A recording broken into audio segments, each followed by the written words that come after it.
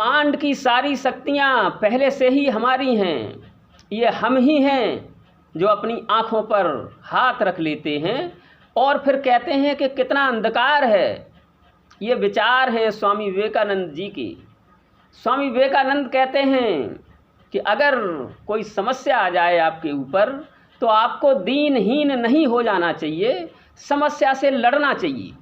समस्या के आने पर आपको अपने अंदर की ऊर्जा को पहचानना चाहिए कि आपके अंदर कितनी ऊर्जा है, आपके अंदर कितनी शक्ति है। वो सारी शक्ति बटोर कर आपको समस्या के सामने खड़े हो जाना चाहिए। इससे समस्या छोटी हो जाएगी। ऐसे ही कुछ विचार स्वामी जी अपनी एक पोएम में व्यक्त करते हैं और उस पोएम को देखते हैं कि स्वामी जी किस तरह के विचार व्यक्त कर रहे हैं। शायद है कि स्वामी जी के वो विचार किसी के भी मन को हिला सकते हैं। तो पहली पंक्ति में हम देखते हैं, इंग्लिश में लिखी हुई वो पोएम है उनकी, तो उसी तरह से देख रहे हैं। पहली पंक्ति में स्वामी जी कहते हैं, wounded snake its hood unfurls, the flame stirred up does blaze, the desert air resound the calls of heart struck lions rage. पहली पंक्ति में कहते हैं, wounded snake its hood unfurls, घायल कर दिया गया सर्प अपना फन फैला लेता है। The flame stirred up does blaze, अग्नि को जब कुरेदा जाता है तो उसमें से लपट भड़कने लगती है। The desert air resound the calls of heart struck lions rage, और घायल शेर की दहाड़ से जंगल का पत्ता पत्ता कांप जाता है।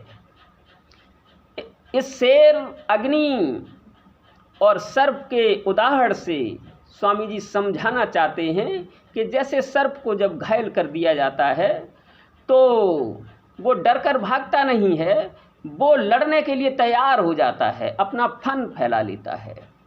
अग्नि को जब कुरेदा जाता है, उसको छेड़ा जाता है, तो वो भड़कने लगती है, वो उसके अंदर की जो ऊर्जा है वो दिखाने लगती है। और शेर को जब घायल कर दिया जाता है तो अपनी पूरी शक्ति से दहाड़ता है और दिखा देता है जंगल के सभी जीवों को, जंगल की हवा को, जंगल के पत्ते पत्ते को, कि उसकी दहाड़ में कितनी ताकत है। वही स्वामी विवेकानंद जी कहते हैं कि आपके अंदर भी कितनी ऊर्जा, ये समझिए। समस्या आए तो अपने अंदर की ऊर्जा को पहचानो और समस्या से लड़ने का प्रयास करो। समस्या से, व्यक्ति से नहीं। सर्प तो किसी व्यक्ति को काटने के लिए तैयार हो जाएगा, शेर भी किसी व्यक्ति से लड़ने को तैयार हो जाएगा, लेकिन व्यक्ति के लिए नहीं, आपके लिए नहीं कि आप किसी व्यक्ति से लड़ें, आप समस्या से लड़ें।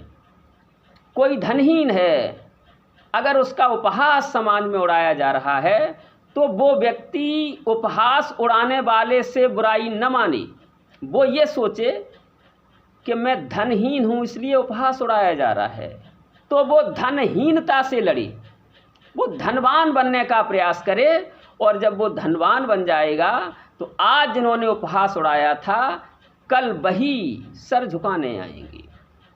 कोई व्यक्ति अपने को निर्बल, कमज़ोर मानता है और लोग उसे निर्बल या कमज़ोर समझकर उसे उपहास उड़ाते हैं उसका, तो वो अपने निर्बलता से लड़े, अपनी कमजोरी से लड़े, न कि उन उपहास उड़ाने वालों का। तो स्वामी जी कहते हैं उस समस्या से लड़िए जिस कारण आपका उपहास उड़ाया जा रहा है या जिस कारण से आपको अपमानित किया जा रहा है। तो अपमानित करने वालों से, उपहास उड़ाने वालों से न लड़ें, न उनसे बुराई मानें, उस समस्या को देखें और उस समस्या से लड़ें। आगे की पंक्तियों में स्वामी जी कहते हैं, the cloud puts forth its deluge strength when lightning cleaves their breast, when the soul is stirred to its inmost depth, the great ones unfold their vest. The cloud puts forth its deluge strength. बादल अपने बाढ़ लाने वाली शक्ति का प्रदर्शन करते हैं। कब? जब when the lightning cleaves their breast, जब आकाशीय बिजली उसका सीना चीर देती है, बादलों में जब बिजली चमकती है, कड़कती है, जब बादल के सीने को चीर देती है, तार तार कर देती है, तो बादल हर्ट होकर के धरती पर भारी बारिश कर देते हैं और बाढ़ ला देते हैं। वो डरते नहीं हैं, वो बाढ़ ला देते हैं।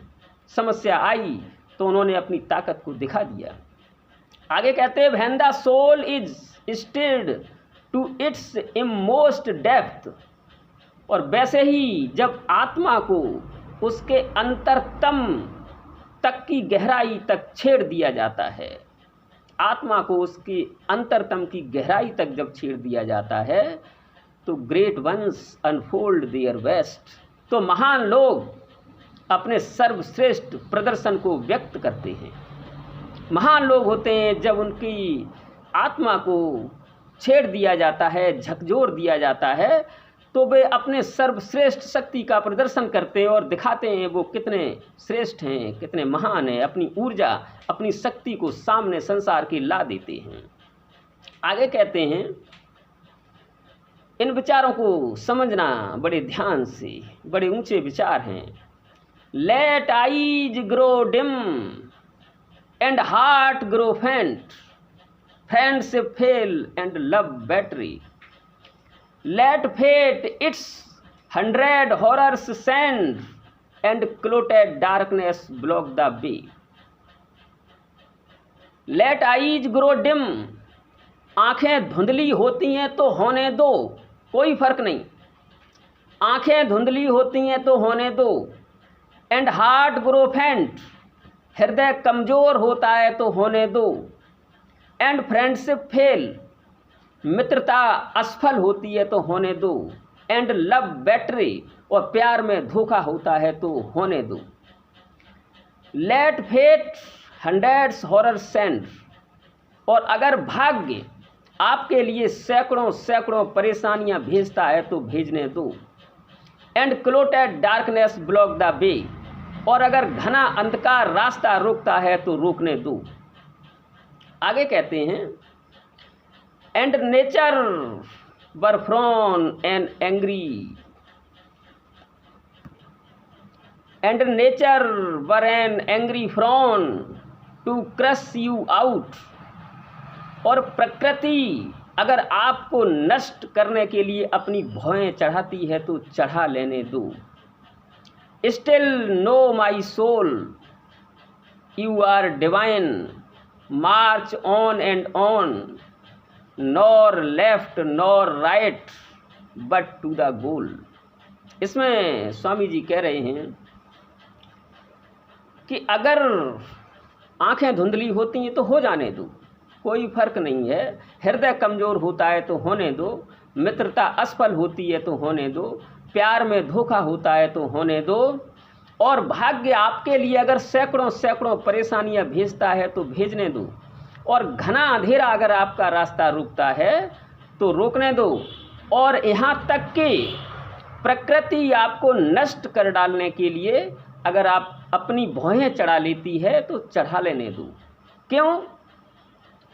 नो माई सोल, मेरी आत्मा तू जान ले। क्या जान ले? कि यू आर डिवाइन, तू दिव्य है, तू दिव्य है, ईश्वरी है, ईश्वर का अंश है।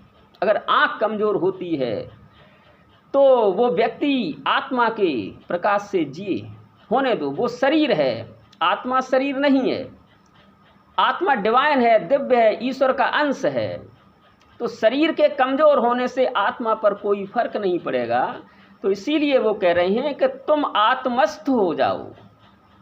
आत्मा के प्रकाश को कोई बुझा नहीं सकता। आत्मा की मैत्री कभी फेल नहीं हो सकती। आत्मा से प्रेम कभी धोखा नहीं दे सकता। तो आप आत्मस्थ हो जाइए, और ये जो समस्याएं हैं वो सांसारिक हैं और तुम दिव्य हो। तुम्हारी आत्मा जो है दैवीय है, डिवाइन है, दिव्य है।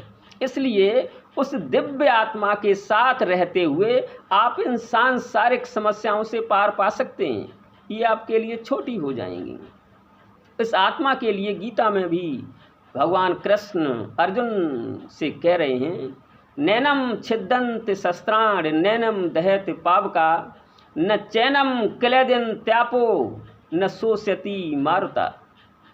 नैनम छिद्दंत शस्त्राण, इस आत्मा को शस्त्र काट नहीं सकते। नैनम दहत पावका, इसे आग जला नहीं सकती। न चैनम क्लेदन त्यापो, इसे पानी गीला नहीं कर सकता। न चैनम क्लेदन त्यापो न शोष्यति मारुता, न हवा इसको सुखा सकती है। इसलिए अपने आप को ईश्वर का अंश समझ करके इन समस्याओं से निपटते हुए सीधे किधर बढ़ना चाहिए? Goal, but to the goal. इधर उधर nor right nor left but to the गोल।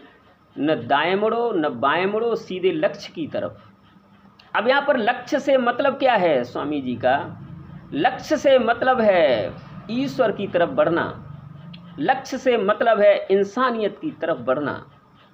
जिसके अंदर इंसानियत है वो लक्ष्य की तरफ बढ़ रहा है, जो ईश्वर की तरफ बढ़ रहा है वो लक्ष्य की तरफ बढ़ रहा है। अर्थात इंसानियत होने पर ही कोई भी ईश्वर की तरफ बढ़ सकता है। अगर उसके अंदर इंसानियत नहीं है तो वो ईश्वर की तरफ नहीं बढ़ सकता। इंसानियत पहली चीज है। अमेरिका के राष्ट्रपति अब्राहम लिंकन ने अपने बेटे को जब स्कूल में पढ़ने भेजा तो उन्होंने एक पत्र लिखकर भी दे दिया अपने बेटे को और कहा कि लो अपने अध्यापक साहब को दे देना जा करके। वो लड़का गया और अपने टीचर को वो पत्र दे दिया। टीचर ने पढ़ा तो उसमें लिखा था कि अध्यापक साहब, मेरे बेटे को इस तरह मत पढ़ाना कि ये अमेरिका के राष्ट्रपति का बेटा है। इसे अन्य बच्चों की तरह ही देश का भविष्य समझ करके पढ़ाना।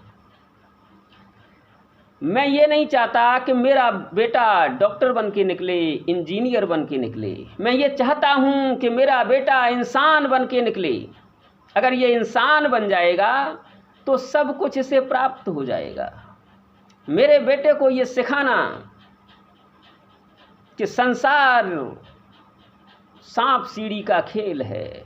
यहाँ ऊपर चढ़ने के लिए सीढ़ी मिलेंगी तो नीचे गिराने के लिए सांप भी मिलेंगे। न तो सीढ़ी से आसक्त होना चाहिए और न सांप से डर जाना चाहिए। दोनों से अलग रह करके अपने काम की तरफ चलना चाहिए। मेरे बेटे को सिखाना कि वो इंसान बने।